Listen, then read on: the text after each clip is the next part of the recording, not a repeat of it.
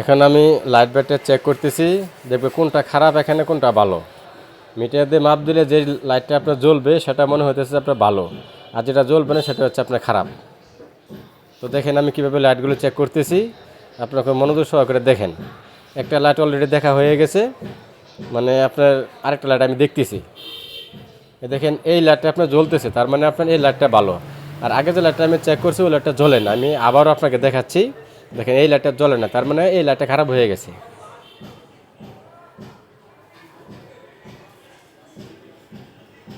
কথা কি আগে করলাম?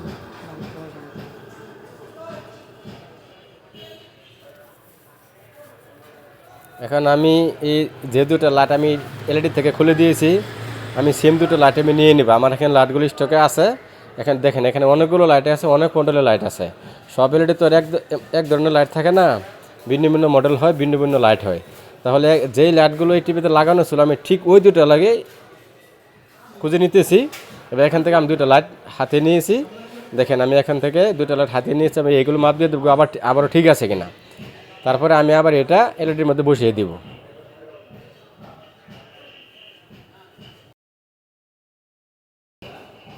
দেখেন আমি লাইটগুলো ঠিক যেভাবে ছিল আমি ওইভাবে আবার বসিয়ে দিচ্ছি।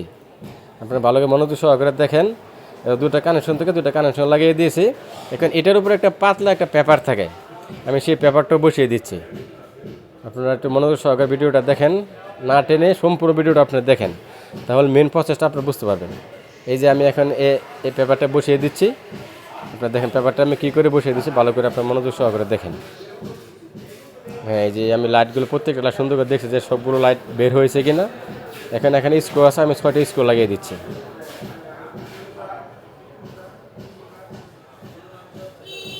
স্ক্রু লাগানো শেষ হয়ে গেছে।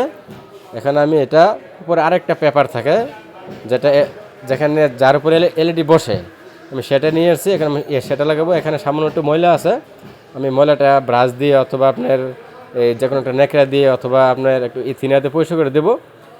তারপর যখন এলইডিটা অন হবে তখন এলইডির ভিতরে একটা ডিসপ্লের মধ্যে একটা ময়লা দেখা যায় বা একটা দাগ দেখা যায়। এই ময়লাটা পরিষ্কার করে দিলে ওখানে দাগটা থাকবে না। সুতরাং আমার পরিষ্কার করার শেষ, এখন আমি এটা আবার লাগিয়ে দিচ্ছি। এখন পেপারটা বসানো হয়ে গেছে। এখন তার সাথে আবার একটা আপনার এলইডি বসানোর, এই যে আমি ফ্রেমটা সুন্দর করে বসিয়ে দিচ্ছি, আপনারা দেখেন। এখানে আমি আবার চেক দিয়ে দেখবো যে আমি যে লাইটটা লাগিয়েছি সেই লাইটটা এখন পুরোপুরি জ্বলছে কিনা।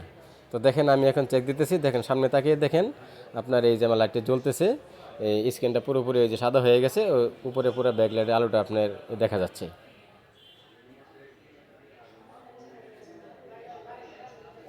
ওকে, এখন আমি এটা পুরোপুরি যেখানে প্যানেলটা ছিল আমি ঠিক ওই জায়গায় প্যানেলটা বসিয়ে দিচ্ছি। সুতরাং এই প্যানেলটা বসানোর সময় খুব আপনারা সাবধান, তাড়াহুড়ো করবেন না, তা নাহলে এটা একটা অ্যাক্সিডেন্ট ঘটে যাবে।